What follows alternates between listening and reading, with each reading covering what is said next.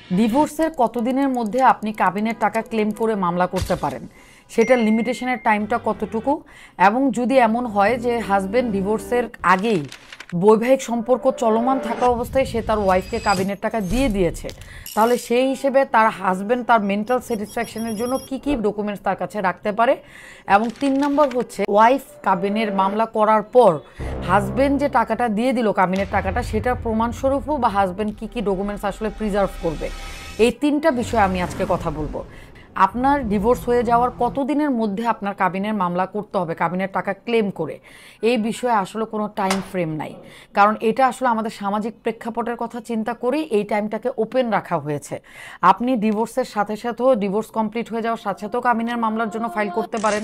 আপনি বিয়ের ডিভোর্স হয়ে যাওয়ার 5 বছর পরেও করতে পারেন, 10 বছর পরেও করতে পারেন। কারণ এইটা হলো একটা আপনার কোরআনিক শেয়ার, কোরআনিক হক, যেটা আপনার হাজব্যান্ড আপনাকে দিতে বাধ্য। এবং কোনো অবস্থায় আপনি যদি ওয়াইফ নাও থাকেন তাহলেও ওনাকে এই টাকাটা আপনাকে পরিশোধ করতে হবে। সো এটা আপনি এনি টাইম মামলাটা করতে পারছেন।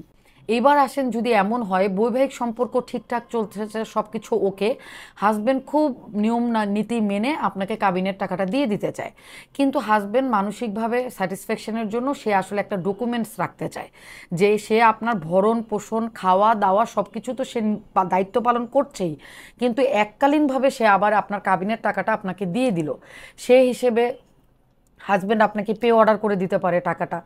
আপনার ব্যাংকের অ্যাকাউন্টে যদি পে অর্ডার করে দিয়ে ওই পে অর্ডারের একটা ফটোকপি যদি আপনার হাজব্যান্ড রেখে দেয়, তাহলে এটা তার কাছে একটা এভিডেন্স থাকলো।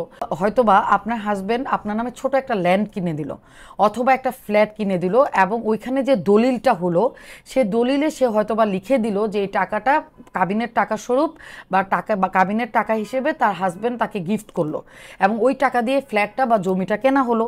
তাহলে এই জায়গায়ও কিন্তু উনি ওনার ডকুমেন্টসগুলো ক্লিয়ারলি উনি প্রিজার্ভ করতে পারছে ওনার মেন্টাল স্যাটিসফ্যাকশনের জন্য। এইবার আসি যে হাজব্যান্ড যদি এমন হয় টাকা সে দিল না পুরো বৈবাহিক সময়টাতে, ডিভোর্স হয়ে যাওয়ার পর ওয়াইফ কাবিনের টাকাটা ক্লেম করে মামলা ফাইল করলো। মামলা চলমান থাকা অবস্থায় হাজব্যান্ড যদি সলভেন্ট হয়, তার যদি ভালো টাকা পয়সা থাকে, সে চাইলে এককালীনভাবেও পুরো টাকাটা দিয়ে দিতে পারে একটা ডেটে। আবার সে কোর্টের কাছে সময় চাইতে পারে যে সে কিস্তি স্বরূপ টাকাটা দিবে যদি তার ইনকামের অবস্থা খুবই খারাপ থাকে। তখন কোর্ট তার প্রেজেন্ট অবস্থা, তার ইনকাম সোর্স, তার সামাজিক অবস্থা এবং তার চাকরি বাকরি ব্যবসা বাণিজ্যের কী অবস্থা, এই জিনিসগুলো খোঁজখবর নিয়ে কোর্ট একটা টাকা ফিক্সড করে দিবে কিস্তি হিসেবে। সেই হিসেবে যদি সে টাকাটা দেয়, তাহলে কিস্তি হিসেবে যখন কোর্টে সে টাকাটা জমা করবে, প্রতি ডেটেই তো এটার একটা লিগ্যাল ডকুমেন্টস থাকবে। সো এটা নিয়েও হাজব্যান্ডের কোনো টেনশনের কারণ নাই। বাট যদি এমন হয় যে মামলা হওয়ার পর হাজব্যান্ড খুবই সলভেন্ট এবং সে এসব ঝামেলা রাখতে চাচ্ছে না, সে পুরোটা একসাথে দিয়ে দিতে যাচ্ছে, সেই ক্ষেত্রে কিন্তু কোর্টই একটা আদেশ দিবে যে আপনারা দুই পক্ষ মিলে একটা আপোষ বন্টননামা করেন। সে আপোষ বন্টননামাটা স্টেমে হবে, এবং সেই আপোষ বন্টননামায় দুই পক্ষের সিগনেচার থাকবে, দুই পক্ষের উকিল সাহেব যে থাকবে, অ্যাডভোকেট সাহেব, তাদেরও সিগনেচার থাকবে, এবং এখানে সাক্ষীও থাকবে। এবং সেই আপোষ বন্টননামাটা কিন্তু অরিজিনাল কাগজটা কোর্টেও সাবমিট করা থাকবে, এবং এটা আদেশ আকারে, এটা কিন্তু কোর্টে আদেশ আকারে বের হবে, এবং এই কাগজটা কোর্টে প্রিজার্ভ করা থাকবে।